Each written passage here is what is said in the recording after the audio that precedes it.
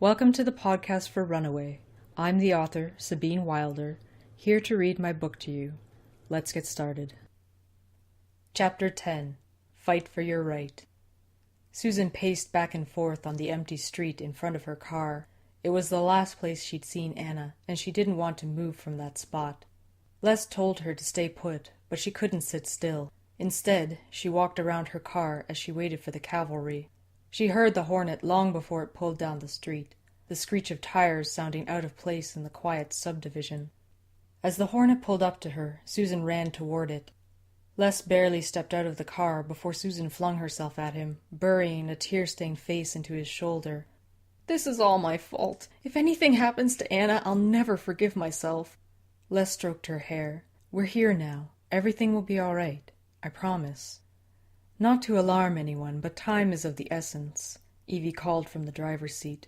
"Sue, is there somewhere we can leave the car so we can change?" Susan pulled herself away from Les, dragging her sleeve across her face. "There's a park around the corner. I doubt anyone will be there now." "Good. Hop in." "Are you sure it's okay to leave?" "We need a little privacy." Evie sniffed the air. "Plus we can run faster as wolves, and there's nothing stopping us from coming back here. We need to get you grounded if you're going to be of any use to us." "Me?" Susan scrambled into the car. "What can I do?" "You know what Anna smells like." Les drew his seatbelt across his chest as Evie turned the car around. "You're our best hope for tracking her." "But I've never done that before!" Susan panicked. "I don't know how." "You do." Les's faith didn't waver. "You just have to find her scent and we can help you. She's your best friend, right? You'll know her scent when you find it." Guilt lurched in Susan's stomach. "Some best friend I am." "This isn't your fault, Sue." "I beg to differ." "So you guys had a fight. It happens. But what Hunter does, if he does anything, is way beyond your control. Trust the good person that you are, and things will sort themselves out." Les's conviction was enough to make Susan want to believe what he said, no matter how ridiculous it sounded. Evie parked the car in a little lot next to the playground. The sun was getting lower in the sky, and the streetlights were turning on, casting their yellow light across the pavement. Susan startled when both Les and Evie began removing their clothes without a word. This is no time to be shy, Sue." Evie took on an air of command. "Change and shift." Les was out the door in a flash, with Evie right on his tail, before Susan even got her coat off. She tore off the rest of her clothes and willed herself to change. It happened easily, but she found herself staring at the car door handle, her breath misting the window. "Maybe I should have opened the door first." As if reading her mind, the door opened. Susan jumped out. "I thought you might need a hand." Les waved to her in his hybrid form before leaping into the bushes at the roadside, smoothly shifting into a full coyote in midair. Show off. Susan could barely walk in her wolf form. She had no idea how she was going to track someone. She loped off into the bushes after Les, and found Evie sitting and waiting for them, her fur a dull gray in the fading light. "Okay, Sue, we're going to walk slowly back toward the spot you last saw Anna. Keep your nose to the ground for her scent. If you find it, let out a howl and let us know. Can you do that?" Susan wasn't sure, but nodded anyway. They needed to hurry up and find Anna's trail before it was too late. Susan made her way back up the street, Les and Evie trailing behind. Putting her nose to the asphalt, she inhaled deeply. An assault of smells clogged her nostrils, causing Susan to cough. She took a step back. She had no idea what she was doing. She would never find Anna among all these odors. Les came up beside her, sitting back on his haunches. He nodded, silently reminding Susan that she could do this. Taking a deep breath to clear her head, Susan closed her eyes, willing herself to calm down. Running around panicking wasn't going to help the situation. She stood there a moment, at the edge of the park, getting her bearings, when it came to her. One sweet smell rose above the rest. It was familiar. Susan put her nose to the ground. No, it wasn't in front of her. She swung around, her head weaving from side to side, catching hints of the scent, then losing it. It faded in and out of her nose with each sniff until she came to a spot where she was certain she had found it. Lifting her head to the sky, Susan cried out. Les and Evie were already at her side. She had done it. She had found Anna's trail. All she needed to do was relax and trust her instincts. Evie took up the trail, circling closer and closer toward the park. Suddenly, her ears flattened against her skull, and her lips drew back, revealing teeth. She darted around the swing set, snarling and huffing at the sand underfoot. When she looked up, her eyes were the coldest Susan had ever seen them. Evie bolted back toward the car. Something was wrong. Susan stumbled, trying to keep up, but she heard Evie loud and clear when she reached the car. "I'm calling Fenris! It's him." Hunter's trail led to a part of the subdivision where new houses were being built. Thankfully, that meant there were no humans around to contend with. More agents had been called in to back up the Burns siblings.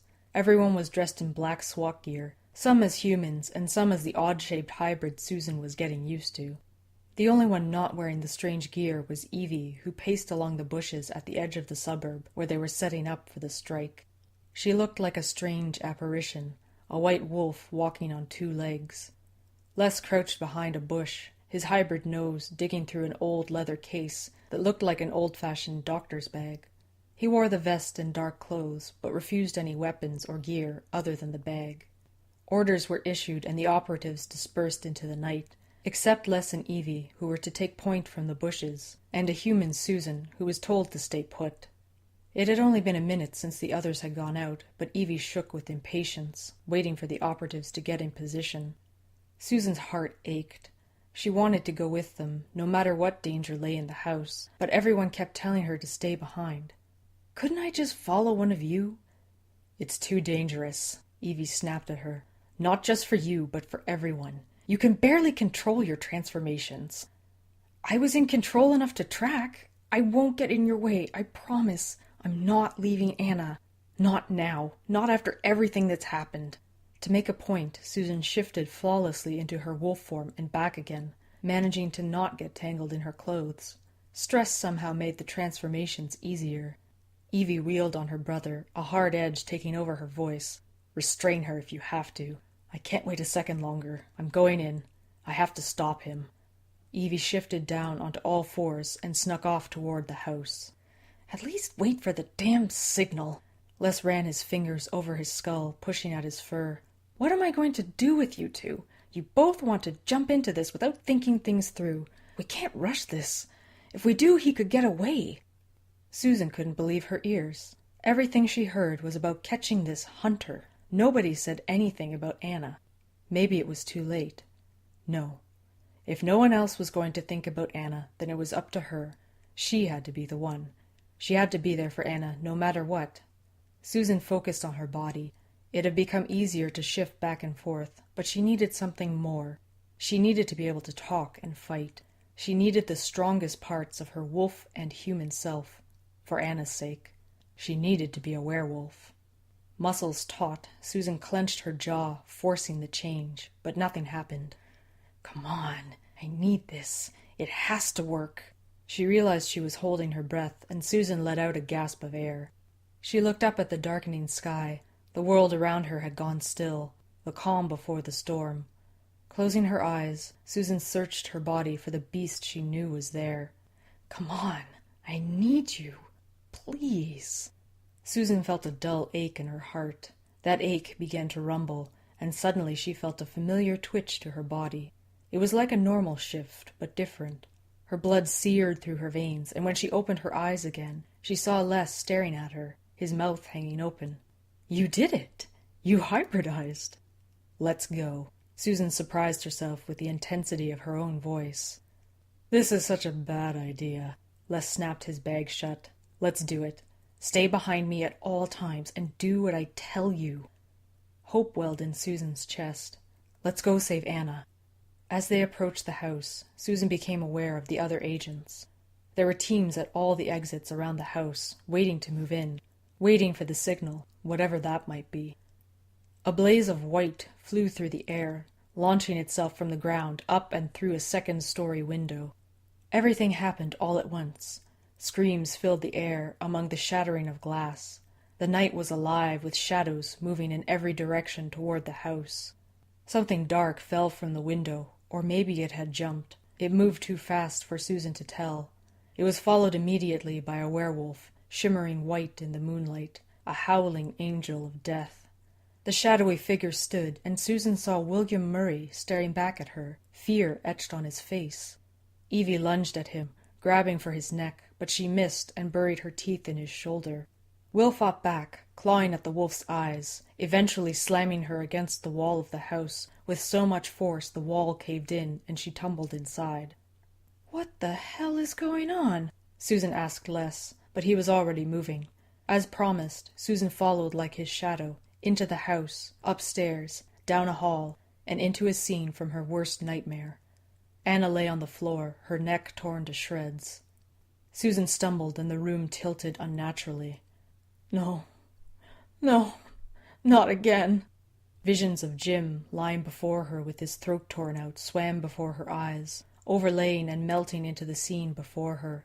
There was blood everywhere, the overwhelming stench of it burning Susan's nose. A ringing in her ears drowned out the noise, and everything went fuzzy. Susan's face connected with the dusty hardwood floor. Her body went limp, refusing to respond to her urge to scream. "She's turning!" A voice cut through the chaos. "What?" Susan's mouth was dry, but control seeped back into her limbs. "Heavy blood loss. I need backup and a blood source now," Les yelled to another agent. The room sharpened, and Susan saw it clearly for the first time. Agents in black SWAT gear swarmed through the room, and Les had his hands on Anna's neck, staunching the bleeding. Susan got to her knees and crawled over to Les. "She's alive?" "Barely."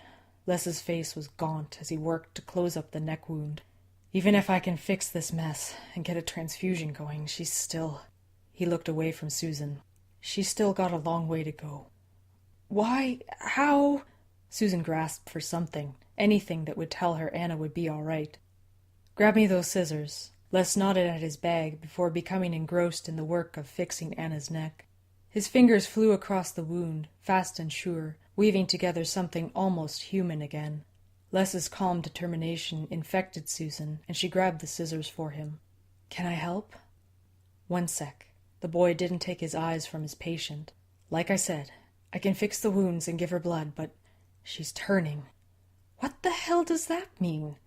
"Hunter is a vampire. Unlike us, he can pass on his curse to others. Here, hold this."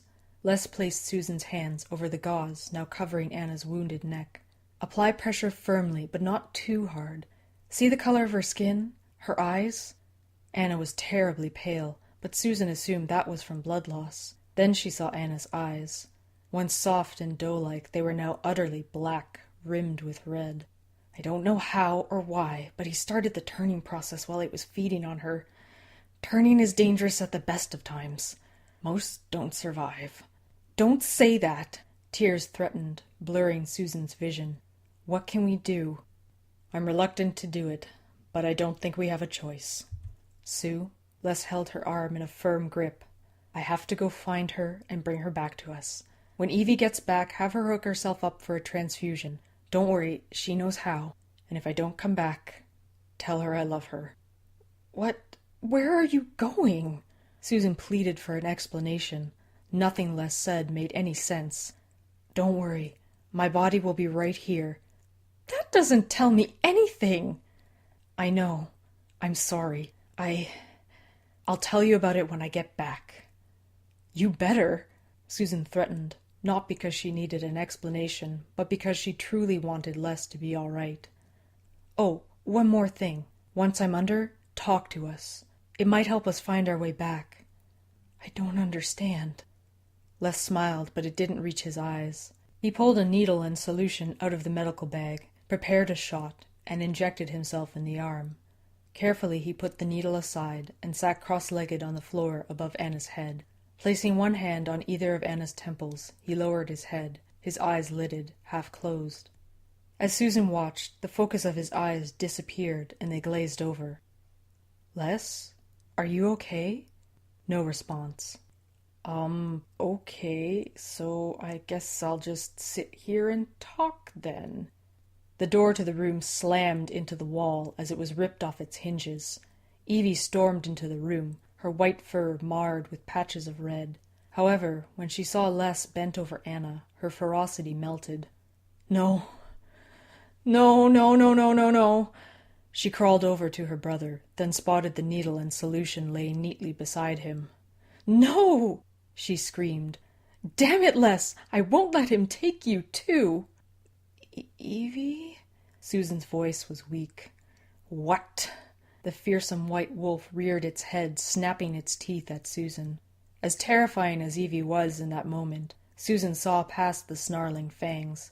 She was scared, too. "Les told me to tell you something about starting a transfusion when you got here. He said you'd know how." For the first time, Evie looked at the girl laying on the floor. Her eyes widened, and she brought her hand to her muzzle, catching a gasp. Evie's anger retreated, replaced with something Susan could only guess was sorrow. Evie traced a claw gingerly over Anna's cheek. "Yes, of course." She turned and spoke to her brother. "You're right.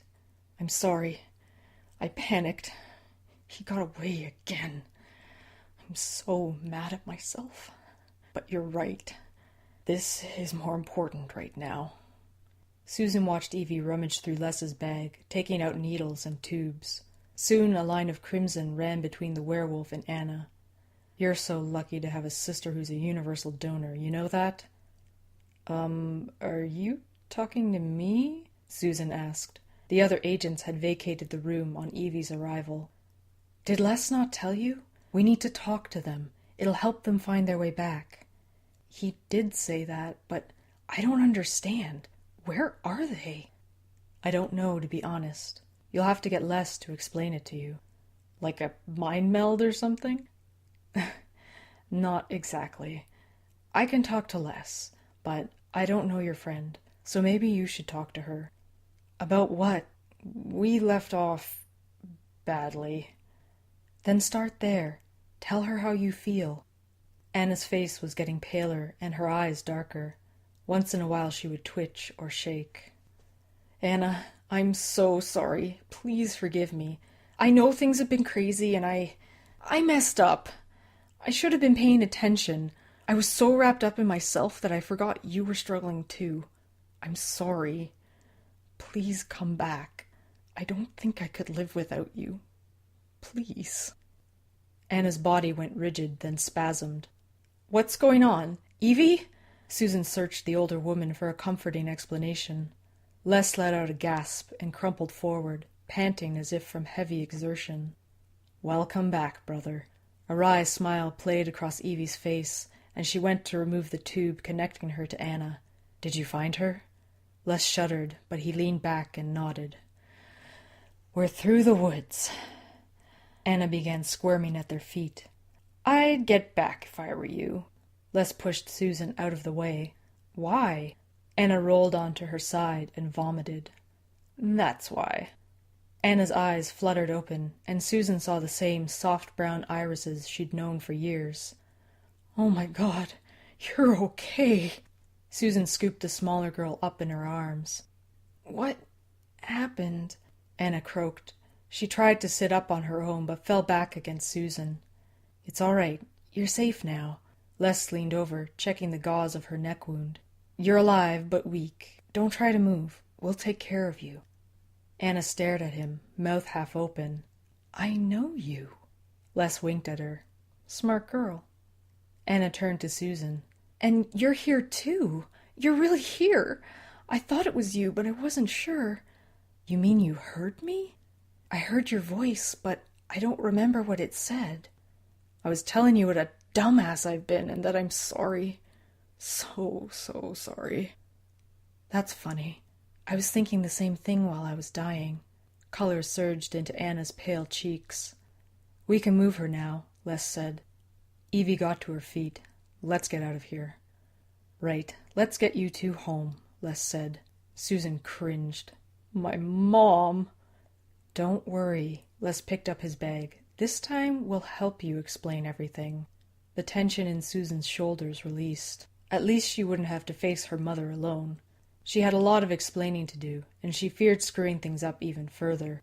Wrapping one arm under Anna's knees and the other around her shoulders, Susan lifted the smaller girl. She was surprised how light Anna was. "I'm not crushing you with my super strength or anything, am I?" "I think I'd let you know." Anna cuddled into Susan's fur, struggling to keep her eyes open. Susan carried Anna out of the room and down the stairs, leaving the horrible house behind. "Listen, Anna, I know you're tired, but I wanted to say I understand why you were so mad. I let my problems take over and I know, I get it.